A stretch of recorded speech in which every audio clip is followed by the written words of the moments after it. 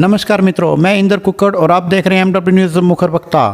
जैसा कि आप जानते हैं कि हम आपको अनेक अध्यक्षों से, उपाध्यक्षों से, सचिवों से और अनेक जनप्रतिनिधियों से रूबरू करवाते हैं। इसी क्रम में आज हम बात करेंगे चक हरिपुरा दुग्ध उत्पादक सहकारी समिति के सचिव हैं राजपाल सिंह जी ढिल्लों।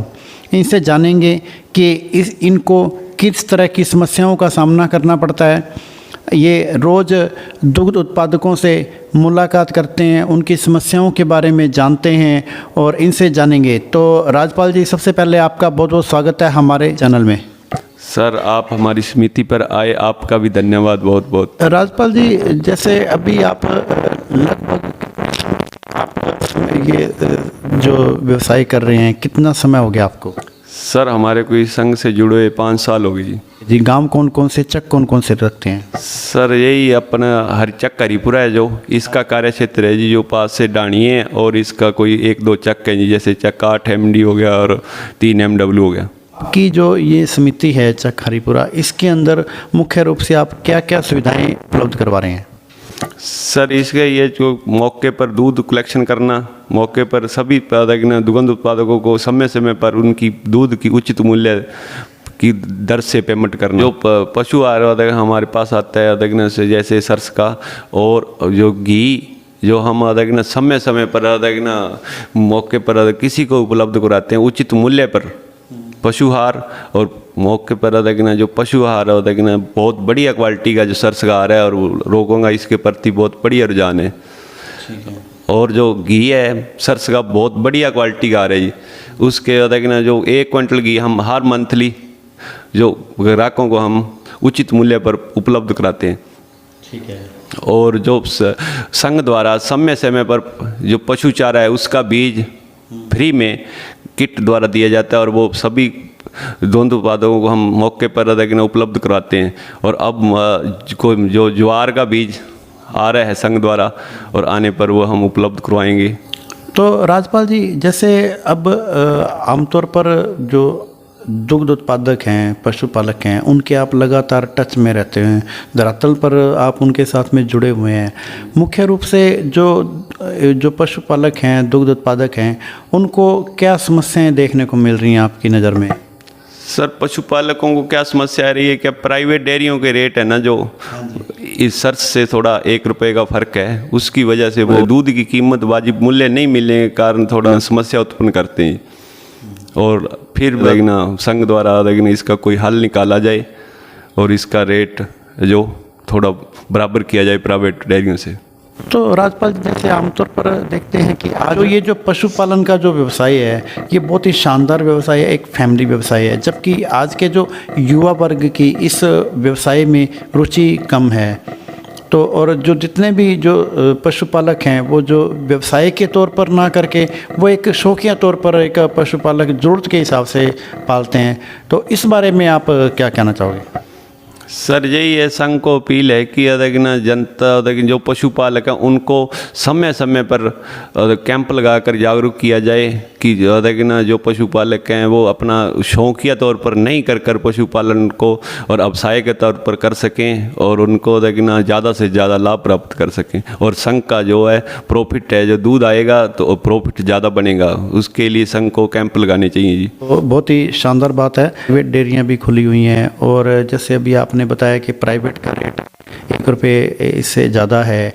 और जो इस बारे में आप क्या कहना चाहोगे जी? मतलब जैसे रेट भले ज़्यादा है, लेकिन कहीं ना कहीं ये जो समिति है, समिति एक बहुत लिमिटेड संस्था है, और यहाँ पर जो है वो रेट भले कम हो, लेकिन कहीं ना कहीं एक मानसिक रूप से एक सुकून मिलता है कि यहाँ पर दूध देने के बाद में एक सेफ्टी सी नज़र आती है। इस बारे में आप क्या कहना चाहोगे? सर, प्राइवेट डेयरी है ना जो अपने उनका रेट भले 1 रुपये ज़्यादा होता है, पर वो क्या करते हैं 1-2 बार टाइम पर पेमेंट करेंगे, उसके बाद में क्या उनका समस्या क्या है जी कि वो उसके बाद वो एडवांस दे देंगे 2 बार, तीसरी बार जब उनको थोड़ा लगेगा कि हमारे को जैसे कम प्रॉफिट पहले कम रहा है, वो कुछ न उससे जहाँ तो उनकी पेमेंट वो पिछली वाली डूब जाएगी। और जो जहाँ पशुपालकों को वो गुमराह करेंगे कि अब हमारा रेट ज़्यादा है उस गुमराह के चक्कर में पशुपालक उसके चक्कर में फंस जाते हैं और अंत में जाकर उनका पैसा जो डूब जाता है। और अदगिना जो सरकारी समितियाँ हैं इनका अदगिना जो संघ द्वारा जुड़े हुए लोग हैं उनका पैसा सुरक्षित है और हर 10 दिन बाद उनके अदगिना अकाउंट में ट्रांसफ़र हो जाता है। इस संचालक मंडल के बारे में क्या कहना चाहोगे? सर जो मौके का संचालक मंडल है हमारे सबसे पहले अदगिना जो MD साहब हैं उग्रसेन जी सहारन, वो एक किसान परिवार से आते हैं और देखना उन्होंने बहुत अच्छा बढ़िया कार्य कर रहे हैं संघ के अंदर। और उसके बाद में जो हमारा संचालक मंडल है बना हुआ, उनके अध्यक्ष हैं राजेंद्र जी मोर, वो भी एक किसान परिवार से हैं और बढ़िया देखना कार्य क्षेत्र में कर रहे हैं। और उन्होंने जो पीछे आम सभा हुई थी उसमें सचिवों को सबसे पहला मौका दिया गया, जो न्योता दिया गया है कि सचिव भी आम सभा में शामिल हो सकते हैं। इसके पहले कोई भी देखना आम सभा के अंदर सचिवों को न्योता नहीं दिया जाता था और ओनली अध्यक्षों को इस आम सभा में बुलाया जाता था। और इसमें देखना उन्होंने आम सभा में सचिवों को बुलाकर उनका मान सम्मान भी साथ में किया है।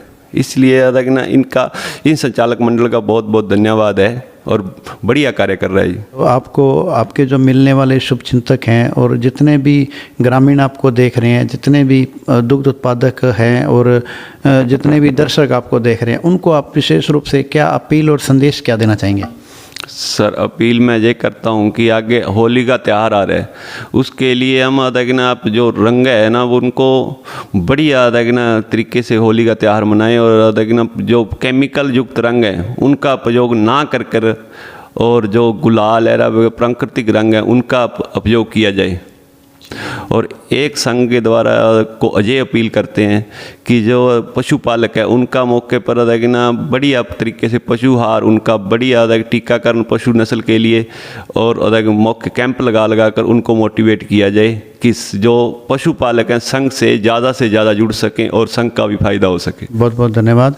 तो ये हैं राजपाल सिंह जी ढिल्लों, जिन्होंने समिति से ज़्यादा जुड़ने के लिए पशुपालकों को आह्वान किया है और इन्होंने संघ से भी आह्वान किया है कि समय समय पर शिविर लगाकर वो पशुपालकों को जागरूक करें ताकि इस व्यवसाय में ज़्यादा से ज़्यादा जो पशुपालक हैं वो संघ से जुड़ सकें और लाभ उठा सकें। अनेक सरकार की जन कल्याणकारी जितनी भी योजनाएं आती हैं उसका लाभ उठा सकें। तो ठीक है जी, MW न्यूज़ मुखर वक्ता में समय देने के लिए बहुत बहुत धन्यवाद।